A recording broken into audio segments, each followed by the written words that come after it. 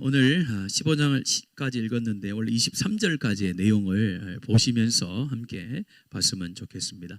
여러분들 우리가 부전자전이라고 이야기하잖아요. 부전자전. 그걸 느끼실 때가 없나요? 우리 어머니들은 딸이 자기하고 너무 닮아가지고 깜짝깜짝 놀랄 때 있지 않나요? 여러분들 모르시면은 저는 잘 때 보면 깜짝 놀랐어요. 옛날 어릴 때. 애가 어린데 잘 때 보니까 저하고 똑같이 자더라고요. 그러면 정말 똑같다. 어떻게 저렇게 한 번도 제가 자는 걸 보지도 않았을 거고 가르쳐주지도 않았는데 닮더라고요. 그것처럼 어떻게 보면은 이 혈통이라는 거, 유전이라는 것이 있다라는 생각이 있습니다. 그래서 보통 이제 뭐 마트라든지 가면은 같이 가면 딸인지 며느리인지 금방 구별이 돼요. 얼굴만 딱 봐도 딸은요 딸이에요. 딱 보면은 며느리는 좀 달라요. 그처럼 어떻게 보면은 어머니 아버지로부터 내려오는 그 겉모양의 모습은 있을 수 있고 또 뭐 성격도 뭐 비슷하게 닮아갈 수도 있습니다만은 오늘 나온 사울과 사울의 아들 요나단은 얼굴은 조금 비슷할 수도 있을 거예요. 그런데 오늘 말씀에 보면은 속마음, 하나님을 향한 마음은 완전히 다른 사람으로 그렇게 계속해서 이유로 나오고 있습니다. 오늘 말씀이 시작되어지는 13장의 말씀을 잠시 한번 우리 저번 주에 살펴봤는데요. 블레셋과의 전투를 하게 됩니다. 전투를 하게 되어지는데 어떤 일이 벌어지냐면 중요한 내용은 어떤 것입니까? 전쟁을 하기 전에 하나님 앞에 제사를 드려야 되는데 이 사울 왕이 사무엘이 와서 제사를 드려줘야 되는데 이 블레셋 군인들은 많아 보이고 자기의 병사들은 그 많은 군사들을 보면서 두려워 떨고 있고 그러다 보니까 안 그래도 사람이 적은데 군사가 적은데 점점 사람들이 떠나가는 거예요. 그러니까 마음이 조급해지고 하나님을 향한 믿음이 사라지면서 자기가 해서는 안 되는 일을 하게 되는 거예요. 그게 뭡니까? 하나님 앞에 제사장을 대신해서 자기가 제사를 드리는 거예요. 마지막까지 기다리지 못하고 이 사무엘이 오기까지 기다리지 못하고 자기가 드리게 된단 말이에요. 그 제사를 드림을 통해서 자기의 어떻게 보면은 이제 왕권이 여기서 끝날 것이다 라는 그 마지막 선고를 받게 됩니다. 그 받은 다음에 사무엘은 자기 집 있는 데로 가고 이제 사울과 또 백성들은 전쟁을 치러야 될 상황이 계속해서 유지되고 있는 그런 상황입니다. 그런 상황에서 이 위기의 상황이잖아요. 이 위기의 상황에서 요나단하고 사울의 믿음이 완전히 대조적으로 나오는 게 보여주고 있는데요. 요나단의 믿음은 어떤 믿음이었냐면은 어떤 문제를 뚫고 지나가는 그런 돌파구의 어떤 역할을 하는 믿음을 가지고 있었는데 사울은 이 기회주의자처럼 기회가 있으면은 하나님을 붙들고 기회가 없으면 도망가고 그런 좀 비열한 모습을 보여주고 있어요. 오늘 요나단의 첫 번째 믿음은요, 어떤 환경이라든지 그 장애물을 뛰어넘는 그런 뛰어난 믿음이 있었는데요. 여러분들 13장 15절에 여러분들 한번 볼까요? 13장 15절 사무엘이 일어나 길갈에서 떠나 베냐민 기브에로 올라가니라. 사울이 자기와 함께한 백성의 수를 세어보니 600명 가량이라. 원래 최소 인원이 몇 명이었나요? 3,000명이었잖아요. 이전에는 군대가 상시 군대가 없었는데 자기가 왕이 된 후에 암몬과의 전쟁에서 크게 승리한 뒤에 상시군을 만드는 3,000명을 만들어서 2,000명은 자기하고 함께 있고 1,000명은 요나단하고 같이 있게 했단 말이에요. 그래서 이제 요 3,000명이 있었는데 그리고 또 전쟁을 나갈 때에 백성들을 모으게 했단 말이에요. 모으게 했어요. 그때 보통 몇 명이 모였을 것 같습니까, 여러분들? 보통 이야기를 했을 때 아마 수십만 명이 아마 모였을 거예요. 그런데 다 떠나갔어요. 그러니까 여러분들 우리가 사울을 쉽게 욕하는데 한번 고대 전쟁에서 군사력이라는 것은 무기에 있지 않았거든요. 사람 수의 군사력이 달려 있었단 말이에요. 그래서 이전에 고대 사회는 집성촌이죠. 왜냐하면 그 가족끼리 모여 살아야 되고 친척끼리 모여 살아야 돼요. 왜냐하면 그 당시에는 먹을 것이 없었기 때문에 농사를 짓고 나서 먹을 것을 다 먹고 나면은 어디 가서 먹어야 됩니까? 뺏어 먹어야 되잖아요. 그래가지고 옆 동네에 조금 약한 집안 있잖아요. 그 집안이 쳐들어가서 그 집안에 있는 거 약탈해오고 오는 그런 시대였거든요. 그러니까 어떤 사람의 수가 어떤 부고 또 그 어떤 군사력을 가늠하는 척도가 되어지는 시대였단 말이에요. 그럴 때 뭐 3천 명이 아니라 수십만 명이 왔었는데 다 떠나가는 걸 보고 오늘 몇 명이 남았다고요? 600명밖에 남지 않았던 거예요. 600명밖에 남지 않았는데 이런 상황 속에서 사울은 완전 인간의 눈을 가지고 있죠. 근데 이 요나단은 믿음의 눈을 가지고 있어요. 그래서 요나단이 뭐라고 이야기하냐면요, 1절 말씀 14장 1절입니다. 하루는 사울의 아들 요나단이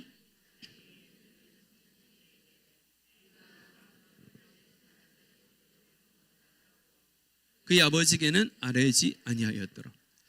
어떤 마음의 동요가 있었는지 모르겠지만은 요나단이 이야기하기를 자기를 무기를 든 소년에게, 이 무기를 든다라는 것도 굉장히 중요한데요, 우리 앞에 말씀해 보면은 블레셋은 철기 문화의 시대를 살고 있었고 그 당시에요, 그 독점을 하고 있었어요. 그러니까 철기 문화를 독점하고 있는 게 블레셋이었고 나머지 그 주변 나라들은, 내륙에 있는 나라들은 아직 청동기 시대였단 말이에요. 그래서 농기계를 여러분 청동기로 하면 농사가 되겠습니까? 괭이를 여러분들 그 구리로 만들면 되겠습니까?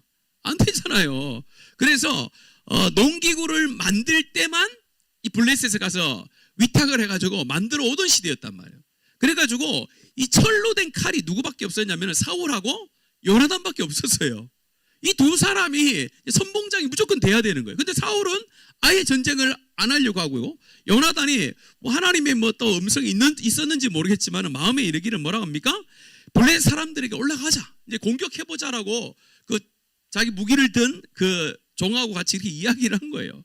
근데 굉장히 무모한 것처럼 보이잖아요. 무모하지 않습니까? 완전히 이거는 뭐 마병부터 시작해가지고 군병들이 바다의 모래처럼 많이 있던 블레셋을 이 두 사람이 공격한다는 것은 뭐 허황된 말 같은데, 이 요나단이 믿고 있었던 게 있어요. 6절입니다. 오늘 핵심 구절인데 6절 말씀 같이 한번 읽겠습니다. 6절입니다. 시작. 요나단이 자기의 무기를 든 소년에게 이르되 우리가 이 할례 받지 않는 자들에게 건너가자. 여호와께서 우리를 위하여 일하실까 하노라. 여호와의 구원은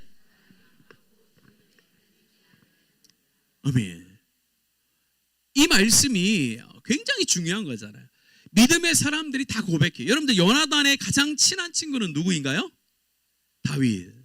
다윗하고 요나단하고 친구라고 다들 이야기를 해서 우리가 친구라는데 실제 나이 차이가 꽤 많이 납니다. 여러분들 꽤 많이 나요.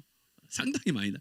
그럴 때도 굉장히 어떻게 보면 남자와 여인이 사랑하는 것보다 훨씬 더 사랑하는 관계가 요나단과 다윗이었어요. 근데 다윗도 이런 고백을 하잖아요. 언제 합니까? 다윗이 이제 사람들 앞에 눈에 띄기 시작할 때 누구하고 전투했어요? 블레셋의 장수? 그렇죠. 골리앗하고 싸울 때 오늘 이 비슷한 말을 하잖아요. 너는 칼과 단창으로 오지만 나는 누구의 이름으로? 만군의 여호와의 이름으로 간다는.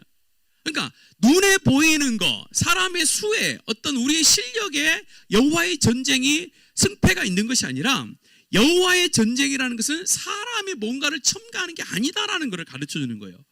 요나단이 그 믿음을 가지고 있었다는 거예요. 그 믿음을 가지고 이렇게 얘기하는 거예요. 올라가자.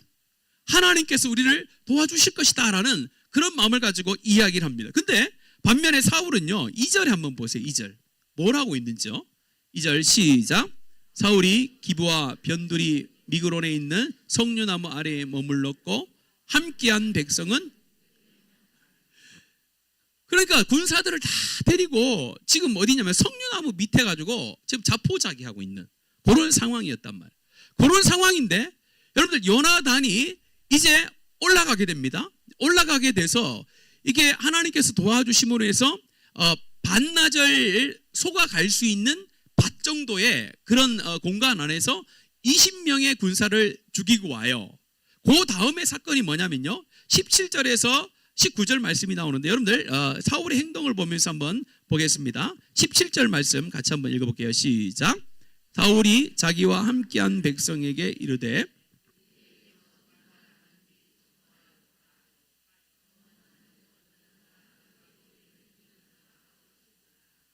자 18절도 같이 읽습니다. 시작. 사울이 아히야에게 이르되 하나님의 궤를 이리로 가져오라 하니 그때에 하나님의 궤가 이스라엘 자손과 함께 있음이니라. 아멘. 어떻게 됐냐면요, 지금 이스라엘 백성들이 공격을 하지 않았는데 누군가 가가지고 블레셋 사람들을 공격을 해가지고 블레셋 진영에 요동이 막 일어난 거예요. 일어난 거, 어떻게 덕게 된 거, 누가 갔지라고 하면서 점호를 해본 거예요. 그랬더니 요나단의 칼을 든 자가 가서 그런 일을 벌인 거예요. 그때 어떻게 합니까? 이제 사울이 하기를 뭐냐면은 하나님의 법궤를 다시 가져오라는 거예요. 가지고 와가지고 아히야라는 사람이 있었다라고 하는데 이 사람이 제사장의 역할을 한 건 아닙니다. 그냥 제사장, 어떻게 보면 제사장으로서 그냥 위치만 있는 거지 제사장의 역할을 하진 않는 사람인데 옆에 있는 그 사람을 불러다 놓고 하나님께 한번 물어봐라 이렇게 했어요. 자, 여기까지는 어떻게 보면은 뭐 비슷하다고 생각할 수 있는데 문제는 무엇이냐면요. 여러분 한번 19절 한번 보세요. 19절 시작. 사울이 제사장에게 말할 때에 블레셋 사람들의 진영에 소동이 점점 사울이 제사장에게 이르되 사울이 정말 기회주의자라는 게 여기서 금방 나타나요. 사울은 상황을 보면서 자기에게 유리하면은 하나님을 믿고 유리하지 않으면 하나님을 과감히 버렸던 사람 중에 대표적인 인물이에요. 보세요. 분명히 자기가 전쟁에서 질 것 같으니까 아예 전쟁을 안 하고 포기한 상태에 있다가 상황이 조금 좋아지니까 하나님의 법궤를 가지고 하나님 이 전쟁을 내가 가야 됩니까 말아야 됩니까 물어보려고 했단 말이에요. 물어보려고 하는데 전세가 점점점 어떻게 하더라고요? 소동이 점점점 커졌다는 거예요. 블레셋 사람들이 막 서로 죽이는 일이 막 점점점 더 벌어지는 게 눈에 보이는 거예요. 그러니까 19절 맨 마지막에 제사장에게 이르되 뭐 하라고 해요? 내 손을 하나님 물어볼 필요 없다. 그냥 가자. 올라가는 거예요. 사울이 그런 사람이에요. 철저히 사울은 상황에 의해서 결정하고 선택한 사람의 대표적인 인물이고 오늘 나온 그의 아들 요나단은 뭐예요? 상황과 관계없이 이 전쟁이 어떤 전쟁인지 하나님께서 다스리는 전쟁인지 하나님이 치르는 전쟁인지 거기에 눈이 가 있었던 거예요. 그래서 요나단이 하나님 앞에 온전한 믿음의 사람으로 인정을 받는 이유가 여기에 있는 것입니다. 우리도 오늘 이 사울과 요나단의 모습을 보면서 우리는 항상 사울 편에 서 있는 것처럼 행동하지만은 실제로 우리의 마음은 누구 편에 있기를 원하는 거예요? 요나단의 마음이 있기를 원하는 두 가지 마음이 다 있어요. 하나님 말씀을 들을 때는 상황이 이렇게도 하나님이 함께 하시고 하나님의 전쟁은 사람의 수에 많고 적음이 아니다. 양에 관련된 게 아니다. 그렇게 믿긴 믿는데 실제로 우리의 삶의 행동으로 나타나는 거는요. 누구의 모습이 나타나요? 사울의 모습이 나타나요. 이게 우리의 딜레마고 우리의 연약함이라는 거예요. 분명히 내가 따라가고 싶고 믿고 싶고 경험하고 싶은 것은 요나단의 믿음이요 믿음의 결과인데 실제로 우리의 삶을 보면은 요나단의 믿음의 표현이 드러나지 않고 사울의 믿음이 계속 드러나는 거예요. 우리 거기에서 우리는 항상 우리가 담대함이 요구되어지는 겁니다. 오늘 요나단이 하나님 앞에서 하나님의 시선을 가지고 이 전쟁을 바라볼 수 있도록 우리도 하나님의 시선으로 이 세상을 계속 봐야 돼요. 그래야 이 세상을 두려워하지 않을 수 있는데 사람의 눈으로 상황을 보면요 섣불리 나서기 쉽지 않습니다. 상황이 좋아지면은 뭐 조금 더 이제 구체적으로 예를 들자면은 이런 거예요. 우리가 이제 교회에서 어떤 일을 사역을 막 이렇게 할 때가 있습니다. 사역을 할 때 대부분 보면은 우리가 하나님의 어떤 시각과 시야를 가지고 어떻게 보면 이렇게 행동하고 결정하는 것이 아니라 거의 다가 양적인 것, 거의 다가 상황적인 것을 보면서 우리가 교회의 사역을 결정할 때가 굉장히 많습니다. 제가 이 설교를 하기 위해서 여러 편의 설교를 이제 들어봐요. 근데 정말 웃긴 내용이 있더라고요. 무슨 내용이냐면은 그 교회에서 있었던 이야기라 하더라고요. 초등부 지금 없는데 우리 초등부도 한번 세웠으면 좋겠는데 초등부 옛날에는 회장, 부회장 이런 거 초등부에 또 있었잖아요. 안 해보셨습니까? 저만 해봤는가 보네요.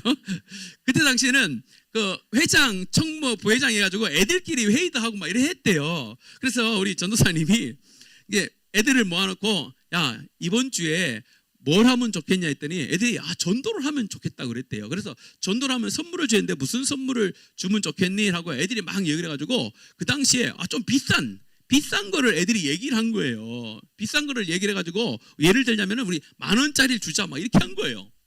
10,000원짜리를 주자 막 이렇게 했어요. 그랬더니 그 중에 목사님 아들이 하나 있었대요. 목사님 아들이 하나가 손을 번쩍 들더만은 안 된다 막 이러더래요. 그러니까 전도사님 듣고 왜 안 되는데 우리에게 돈이 없어요. 우리에게 돈이 없어요. 그런 얘기를 하더래요. 그 얘기를 듣는데, 목사님이 얼마나 교회 집에 가가지고 우리에게 돈이 없어. 그 아이는 아마 잘 살 거예요. 예를 들면 그렇게 얘기를 하시더라고요. 굉장히 공감이 되더라고요. 아이들이지만은 아이들도 뭔가 일을 할 때 막 믿음으로 이렇게 하기보다는 어떤 하나님의 시선에서 뭔가 일을 하기보다는 내가 가지고 있는 거, 지금 내 선에서 할 수 있는 것만 하는 거예요. 그러다 보면요, 상황이 쫓기게 되고 상황이 안 좋으면 아무것도 안 하게 되고. 근데 믿음은 그렇지 않다라고 얘기하잖아요. 그래서 우리도 살아갈 때에 믿음의 어떤 그 담대함을 가지고 상황을 뛰어넘는 그런 우리 하나님의 전쟁 가운데 승리자가 되어지는 복된 저와 여러분 되기를 간절히 원합니다. 두 번째 믿음은요, 어떤 믿음이냐면은 기도하고 행함이 있는 믿음. 이게 오늘 요나단이 승리의 비결이 여기 있습니다. 6절을 보면은 분명 믿음의 선포를 한단 말이에요.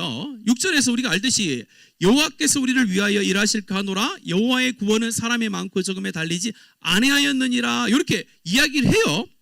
이렇게 한 다음에 이제 무조건 막 나가서 하는 게 아닙니다. 하나님이 표징을 구해요. 9절과 10절 말씀 같이 한번 읽을게요. 9절과 10절입니다. 시작.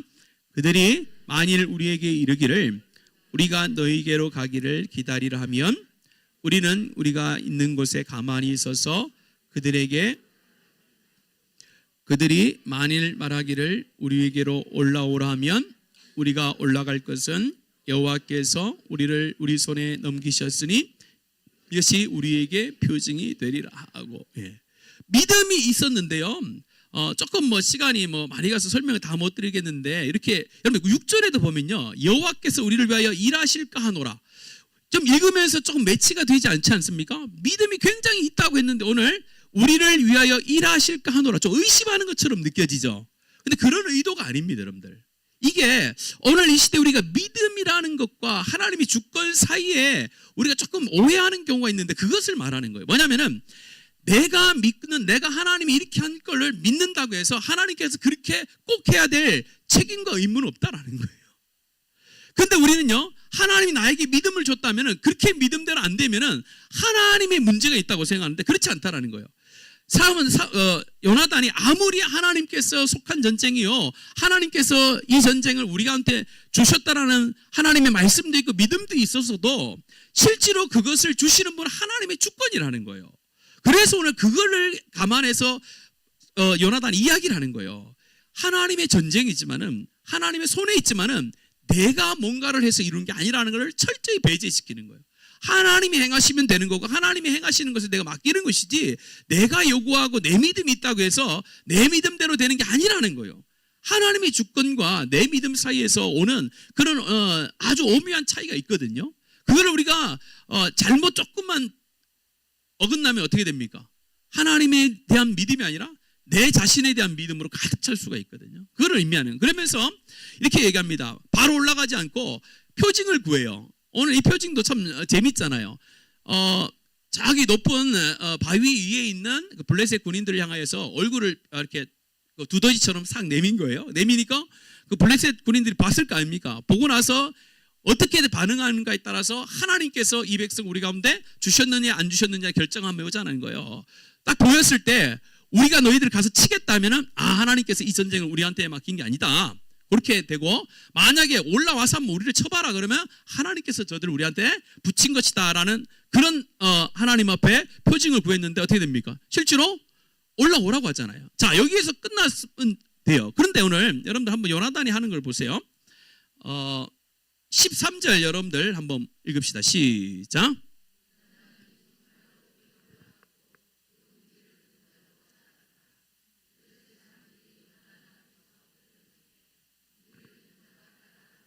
죽였으니. 아멘. 여기서 보면요, 아까 이야기했죠. 이 큰 바위 사이에 바위가 두 개가 크게 있어가지고 그 바위를 넘어서야지만이 거기 블레셋 군인들이 진을 치고 있는 거예요. 그러니까 이 두 사람이 거기를 올라간다는 것 자체가 불가능한 거거든요. 한번 보세요. 가는 대로 돌이라도 하나 던지면 어떻게 되겠어요? 죽지요. 떨어져서 죽지요. 여러분들 이스라엘에 가보시면은 이렇게 된 게 아닙니다, 여러분들. 아까 큰 두 바위가 있다라는 것은 이 사람이 이렇게 올라가기가 거의 불가능한 상태의 돌을 말하는 거거든요. 그 위에 있는데 거기를 실제로 어떻게 하면 두 손과 여호와의 손발로 기어 올라갔다라고 그래요. 이거를 뭐라고 표현하면은 하나님에 대한 믿음도 있었죠. 그다음 하나님에 대한 확신도 있었잖아요. 표징도 봤단 말이에요. 자, 그럼 여기서 끝나야 되잖아요. 근데 아니에요. 사람이 해야 될 부분이 있다는 거예요. 사람이 향하는 건 뭡니까? 실제로? 그렇죠. 실제로 손발로 기어 올라가는 게 필요한 거예요. 누누이 이야기하지만 하나님께서는 요나단과 그 칼을 든 자가 안 올라가도 되겠죠. 하나님께서 번개를 쳐가지고 우레를 내려가지고 전부 다 죽일 수도 있겠죠. 그런데 하나님 그렇게 하지 않잖아요. 항상 하나님께서는 말씀도 주시고 확신도 주시지만은 그거에 따른 하나님에 대한 순종에 대한 행동, 발걸음이 있느냐가 굉장히 중요한 거예요. 그러니까 발걸음이 있으니까요, 오늘 완전 만화에서만 나오는 일이 벌어집니다. 13절에 보면요, 이렇게 보세요. 따랐더라. 블레셋 사람들이 요나단 앞에서 뭐 했다고요? 엎드러짐에 무기를 든 자가 따라가며 요나단이 죽입니까? 무기를 든 자가 죽입니까? 여러분들 이걸 영화로 만든다 생각하면 얼마나 신기하지 않습니까? 요나단이 손발로 이렇게 쭉 해주고 거기 올라갈 때까지 블레셋 사람들이 공격을 안 해요. 공격을 안 하는데 요나단이 그 앞을 이렇게 싹 갔더니 갑자기 여기서 장풍이 나와가지고 팍 쓰러지는 거예요. 팍 웃기지 않나요? 밀었다고도 안 해요. 사람이 지나가는데 앞으로 싹 가는데 블레셋 사람들이 너무 엎드려졌대요. 엎드려지니까 엎드려진 사람을 뒤에서 따르던 칼 든 사람이 어떻게 돼 있어요? 딱 죽이고. 요나단은 전쟁을 한 게 아닙니다. 전쟁을 한 게 아니고 그냥 올라간 것뿐이에요. 근데 하나님께서 뭐요? 전쟁을 실제로 하신 것이죠. 우리가 기도하고 행동하는 게 꼭 필요한 줄로 믿습니다. 꼭 기도하고 꼭 행동해야 돼요. 근데 우리가 기도에 머물러 있을 때가 너무 많다는 거예요. 기도에 머물러 있을 때요. 기도를 많이 하는 것 중요합니다. 기도를 내가 많이 하면요, 많이 한 만큼 순종의 모습도 많이 있어야 되는 거예요. 그리고 기도를 많이 하는 사람은 항상 뭐요? 힘들어요. 왜냐하면 순종할 게 많아야 죽어요. 많거든요. 기도를 안 하는 사람 편해요. 왜요? 내 마음대로 살면 되거든요. 순종할 게 없으니까요. 그냥 평소대로 그냥 살아도 뭐 아무런 그거 없고. 근데 뭐요? 말씀의 은혜를 누리는 사람, 기도하는 사람은 삶이 힘든 거예요. 왜요? 기도하면 하나님이 요구하시는 삶이 있잖아요. 말씀을 들으면 하나님이 요구하시는 삶이 있단 말이에요. 그거에 순종을 해야 하나님께서 그런 결과를 본다는 걸 알기 때문에 그 순종하다 보면은 세상과 충돌이 되고 내 삶의 어떤 욕정과 내 삶의 어떤 자존심과 내 삶의 어떤 경험과 충돌이 돼도 그 순종을 해가기 때문에 힘든단 말이에요. 그래서 우리는 기도하고 행동하는 것을 꼭 같이 가야 됩니다. 근데 참 안타까운 거는 기도하고 행동하는 건 하긴 하는데 조금 특이하게 하는 분이 있어요. 어떤 분이냐면 기도할 때 행동하고 행동할 때 기도하는 사람이 있어요. 거꾸로 하는 사람이 있어요. 예를 들면 이런 겁니다. 자, 우리 집사님 내년도에 제일 어려운 거 시키게요. 내년도에 주방에서 360일 일해야 됩니다. 다 이렇게 했어요. 근데 기도를 하고 있었단 말이야. 근데 마음에 하나님, 니 오늘 니는 주방 가라. 주방 잘 못하는데요. 주방 가라. 막 그런 마음이 있었는데 목사님 이렇게 얘기했어요. 그러면요, 사람들이 이렇게 하면 그럼 내년에 가서 내 주방에 가겠습니다 하고 순종하면 되잖아요. 그때 뭐 하겠어요? 그때 기도를 목사님 제가 기도 좀 해볼게요. 그리고 내년에 안 보여. 기도를 했는데 그래서 기도해보겠다는 것은 다음 기회에 하겠다는 뜻이잖아요. 그러면 안 된다는 거예요. 또 어떤 분이 반대로 하는 분이 있어요. 행동을 하지 않고 지금은 잠잠히 뭐예요? 하나님의 뜻이 어디 있는지, 하나님의 의도하심이 어디 있는지를 기다리고 또 하나님을 만나야 될 시간이 있는데 기도를 안 하고 뭐예요? 그냥 막 돌아다니는 거예요. 사람 만나러 다니고 막 다니다 보면요, 나중에요, 먼지만 뭐예요? 더 나는 거예요. 문제 해결이 아니라 먼지만 다 나는. 그러니까 기도하고 행동하는 것은 꼭 필요한데 언제 기도하고 언제 행동하고가 굉장히 중요한 거예요. 그래서 우리는 그 타이밍을 잘 맞춰야지 거꾸로 하면요, 교회가 어려워지고 자신도 어려워집니다. 그래서 하나님 앞에 오늘 요나단처럼 기도함으로 하나님의 확신도 누리지만은 기도하는 그 확신 속에만 머무는 마음의 어떤 위로에만 머무는 것이 아니라 순종함으로 결과를 볼 수 있는, 열매를 볼 수 있는 그런 믿음들이 되어지기를 간절히 원합니다. 마지막 세 번째는요, 같이 한번 읽어볼게요. 여러분들 15절 말씀 같이 한번 읽을게요. 시작.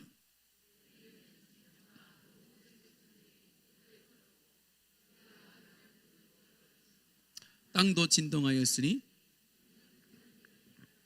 네, 여기서 제가 한번 제목을 붙이자면은 우리의 믿음은요, 세상에 두려움이 되어지는 믿음이 되었으면 좋겠다라는 생각이 조금 있습니다. 요즘에 믿는 사람 또 교회가 세상에 두려움의 존재가 전혀 안 되고 있어요. 두려움은커녕 존경의 대상도 아니고, 심지어 요즘에 어떻습니까? 그냥 쉽게 입에 오르내리는 그런 너무 농담의 어떤 그런 모습으로 너무나도 우리 교회가 땅에 권위가 떨어진 그런 우리 시대잖아요. 이런 시대에 제가 주일에도 말씀을 드렸잖아요. 세상에 뭐를 주는 믿음이요? 세상에 경고를 주는, 내 삶이 세상에 심판의 경고를 주는 믿음의 삶을 살아가야 된다라고 말씀을 드렸는데, 오늘 비슷한 내용이에요. 내가 살아가는 모습을 통해서 세상의 사람들이, 안 믿는 사람들이 두려움을 느낄 수 있는 그런 믿음의 삶이 되었으면 좋겠습니다. 오늘 요나단의 그 행동을 통해서 나타난 결과가 이는 큰 떨림이었더라. 그러니까 믿음의 행동을 통하여 블레셋에 있는 그 백성들이 두려워 떠는 일들이 벌어졌다는 것을 말하는 거예요. 우리가 믿음으로 살면요, 우리가 세상을 두려워하지 않고 세상이 우리를 두려워해요. 근데 반대로 우리가 믿음으로 살지 않으면요, 우리가 세상을 두려워하고 세상은 우리를 두려워하지 않는다는 거예요. 이게 반대가 돼야 되는 거예요. 우리가 믿음으로 어쨌든 살아내려고 하면요, 세상 사람들은 우리를 두려워합니다. 또한 교회를 두려워해요. 그 두려움은 무서워한다, 멀리하기를 원한다, 그런 의미가 아니죠. 두려워한다는 건 뭡니까? 존경한다, 경외한다는 표현이겠죠. 오늘 우리가 하나님 앞에서 요나단의 모습을 보면서 이 하나님을 세상 사람들로부터 두렵게 할 수 있는, 또 교회를 세상 사람들로부터 존경을 받을 수 있는 그런 위치로 올려줄 수 있는 역할을 누가 하느냐? 바로 저와 여러분인 줄로 믿습니다. 그래서 미국의 성교학자가 이렇게 이야기를 했어요. 잘 한번 들어보실래요? 하나님의 말씀은 성경으로 번역되었다. 하나님의 말씀은 성경으로 이제 번역됐다는 거예요. 동시에 성경은 성도의 삶으로 번역되어진다는 거예요. 세상의 사람들은 번역된 성경을 보지 않는다는 거예요. 세상의 사람들은요, 뭘 본다는 거예요?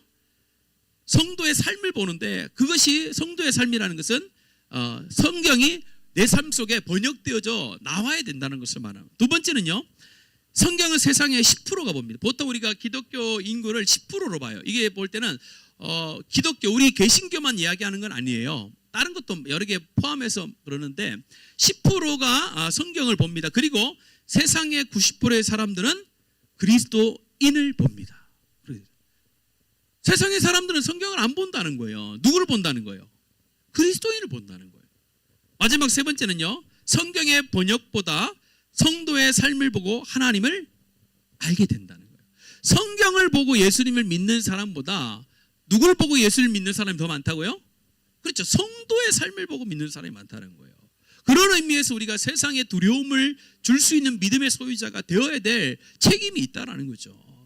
단순히 교회 다니면서 그냥 교회 다니는 것으로 만족하는 것이 아니라 내 삶을 통해서 우리 주위가 나의 말을 두려워하는구나, 저 사람 말에 대해서 굉장히 존경의 표현을 하는구나, 저 사람은 믿음의 사람이구나 라는 그런 모습이 드러나는 것이 진정한 믿음이라는 거예요.